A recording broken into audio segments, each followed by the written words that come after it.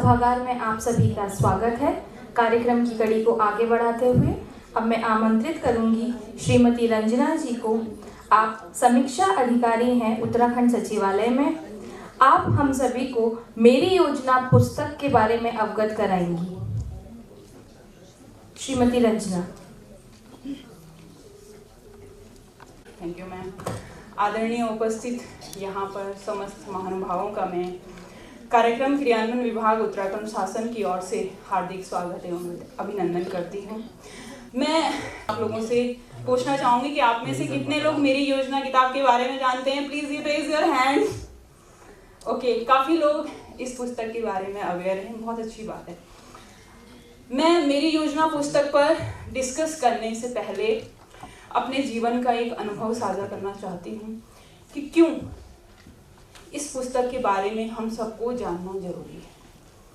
अगर आप लोग धर्मपुर का एरिया जानते होंगे, धर्मपुर का जो यहीं पर एरिया है, बेसिकली मैं वहाँ पर कभी कभी ब्यूटी पार्लर में जाती हूँ। तो जब मैं पार्लर में गई थी तो वहाँ पर एक महिला जो मुझे मिलती थी, पार्लर में जो वर्क करती थी, उनसे मैं हमेशा डिस्कस करती रहती थी कि आप लोग क्या किसी स्कीम्स का बेनिफिट ले रहे हैं या नहीं ले रहे हैं। तो उसमें जो महिला थी, एक दिन उन्होंने मुझे कहा कि मैम मेरी बेटी, 2 बेटियां हैं, हस्बैंड मेरे एक्सपायर हो चुके हैं और जो मेरी बेटी है वो BCA कर रही है, फर्स्ट ईयर है उसका, लेकिन मेरे पास इतना पैसा नहीं है कि मैं उनके फीस जो है उसको भर सकूं। और कई बार मुझे लगता है कि सौभाग्य होता है और ईश्वर भी साथ देता है जब हम किसी मुहिम को शुरू करते हैं।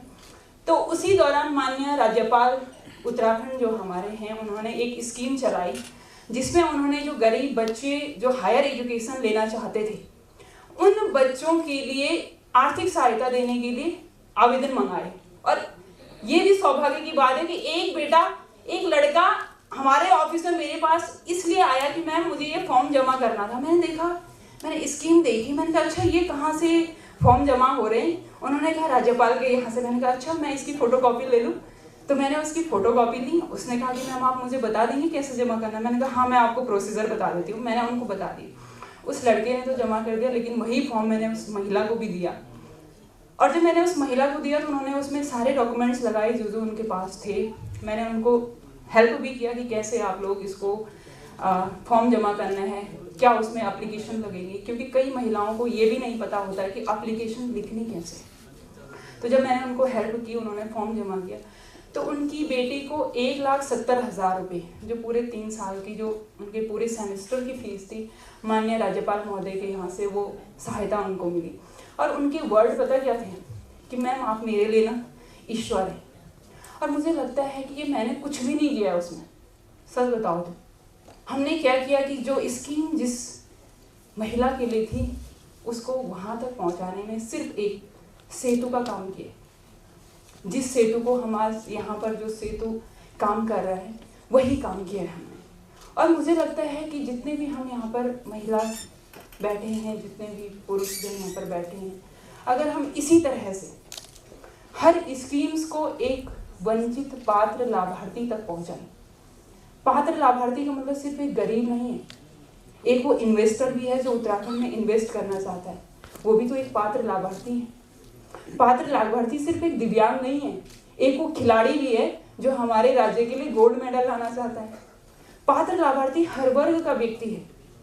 तो अगर हम उन तक योजनाएं पहुंचाना चाहें और एक सेतु का काम करें, तो मुझे लगता है कि हम अपने राज्य के लिए, हम अपने राज्य की महिलाओं के लिए, हम अपने राज्य के हर व्यक्ति के लिए बहुत शानदार काम कर सकते हैं। अब मैं बात करना चाहूँगी मेरी योजना पुस्तक के बारे में, जिसको हाल ही में कार्यक्रम क्रियान्वयन विभाग के द्वारा तैयार किया गया है।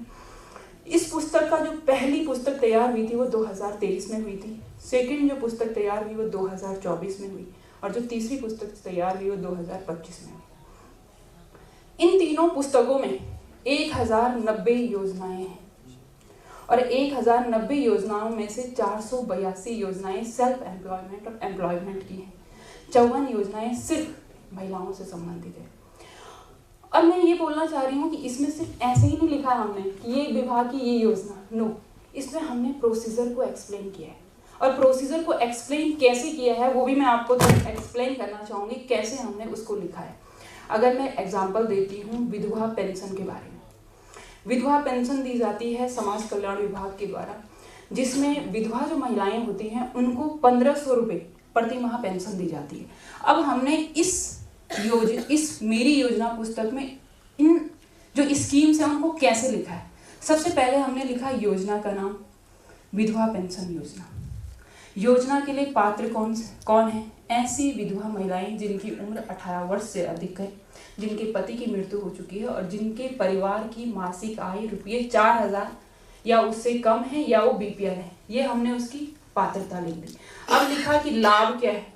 लाभ में हमने इसको एक्सप्लेन किया है कि रुपये 1500 रुपये प्रति माह समाज कल्याण विभाग के द्वारा विधवा महिलाओं को पेंशन दी जाती है।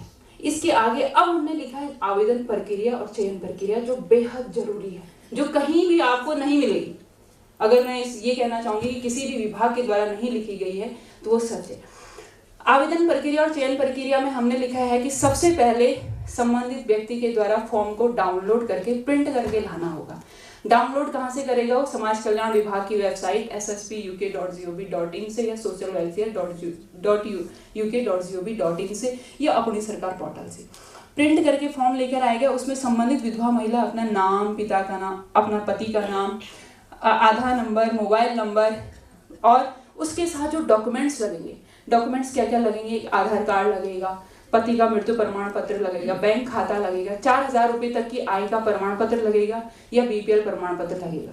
जब ये सारे डॉक्यूमेंट्स उनके पास हो जाएंगे उसके बाद उस फॉर्म को लेकर जाएंगे वो संबंधित क्षेत्र के ग्राम प्रधान के पास। ग्रामीण क्षेत्रों में ग्राम प्रधान के पास लेकर जाएंगे। ग्राम प्रधान उस प्रस्ताव को आम सभा की खुली बैठक में रखेंगे। आम सभा की खुली बैठक में वो प्रस्ताव पास होने के बाद उस प्रस्ताव की कॉपी उसमें लगेगी। ग्राम प्रधान उनकी फोटो को और उनका जो फोटो के साथ जो फॉर्म है उसको वेरीफाई करेंगे। लेकिन शहरी क्षेत्रों में क्या करना पड़ेगा? शहरी क्षेत्रों में क्या होगा कि जो संबंधित क्षेत्र का जो पार्षद होंगे या अन्य जो होंगे उनके द्वारा यही प्रस्ताव अपने क्षेत्र में रखा जाता है, उसी तरह से पास होता है, उसी तरह से उसको प्रमाणित किया जाता है। प्लस इसमें एक परिवार रजिस्टर की नकल लगती है ग्रामीण क्षेत्रों में। लेकिन शहरी क्षेत्रों में अगर परिवार रजिस्टर की नकल नहीं है तो राशन कार्ड की कॉपी लगा सकते हैं। राशन कार्ड की कॉपी लगाने के साथ अगर वो भी नहीं है तो वो संबंधित जो पार्षद है वो उसको वेरीफाई करके दे सकता है उनके परिवार को। जब हम परिवार की आय की बात करते हैं तो उसमें परिवार को भी एक्सप्लेन करना पड़ता है कि परिवार में कौन कौन है। जब ये चीजें वेरीफाई हो जाती है तब संबंधित जो विधवा महिला है उसको खुद भी ऑनलाइन आवेदन कर सकती है संबंधित समाज कल्याण के विभाग के पोर्टल पर या फिर अपनी सरकार पोर्टल के माध्यम से। और उसके बाद अगर वो नहीं आता है तो नजदीकी जन सुविधा केंद्र के माध्यम से उसको आवेदन कर सकती है। आवेदन करने के बाद उनके पास एक नंबर होगा जिससे वो उस नंबर से चेक करेगी कि उनका फॉर्म कहाँ पर है। संबंधित विभाग का मतलब समाज कल्याण विभाग के जो संबंधित अधिकारी हैं उन डॉक्यूमेंट्स की जांच करेंगे। जांच करने के बाद सारे डॉक्यूमेंट्स सही पाए जाते हैं, सारी प्रोसीजर सही पाई जाती है तो अगले महीने से उनको 1500 रुपये पेंशन मिलेगी। ये हमने सिर्फ एक स्कीम में नहीं लिखा है, हर स्कीम में लिखा है।